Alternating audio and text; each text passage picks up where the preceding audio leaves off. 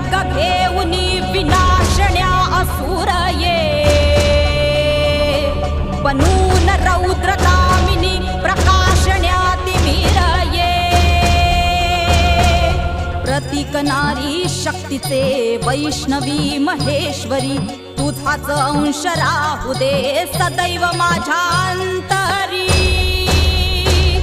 आई अंबे